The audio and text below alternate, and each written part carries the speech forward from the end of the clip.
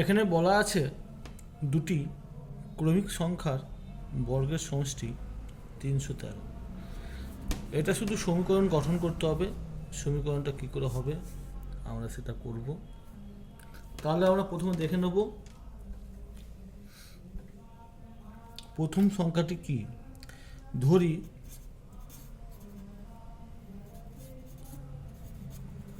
প্রথম সংখ্যা x,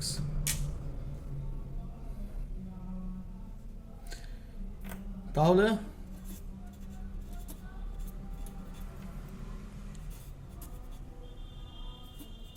দ্বিতীয় সংখ্যা হবে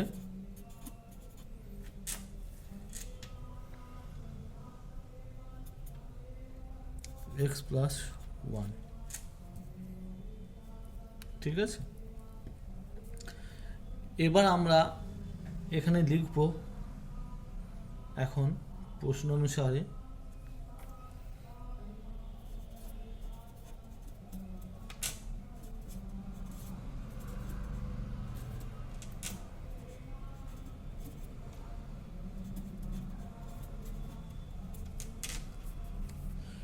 এখানে বলেছে দুটি ক্রমিক সংখ্যার বর্গের সমষ্টি 313। তাহলে এটা হচ্ছে প্রথম হচ্ছে x, দ্বিতীয় রয়েছে x প্লাস 1, এদের বর্গের সমষ্টি হচ্ছে 313। তাহলে x স্কোয়ার প্লাস সমষ্টি বলেছে x plus 1 whole square equal to 313। তাহলে এক্স স্কোয়ার প্লাস এটাকে আমরা এ প্লাস বি হোল স্কোয়ারের ফর্মুলা ভেঙে নেব।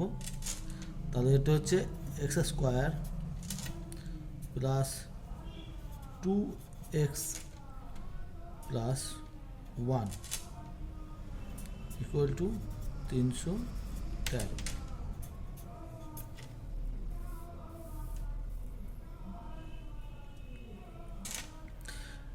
X square plus x square 2x square plus 2x plus 1 সমান এই দিকটাই আসবে। তাহলে minus 313 equal to 0। 2x square plus 2x বাদ যাবে 1, তাহলে হবে মাইনাস 312।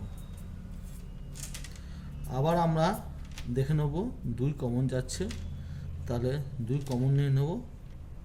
তাহলে এখানে পড়বে শুধু x স্কোয়ার x মাইনাস 1 5 6 মানে 156, 2 দিয়ে ডিভাইড করলে 156 হবে ইকুয়াল টু 0। তাহলে এটা হচ্ছে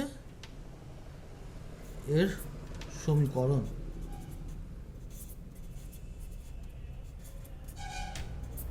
তো সমীকরণটা হবে এটাই যে দুটি ক্রমিক সংখ্যার বর্গের সমষ্টি 313। তাহলে আমরা সমীকরণটি তৈরি করব এইভাবে।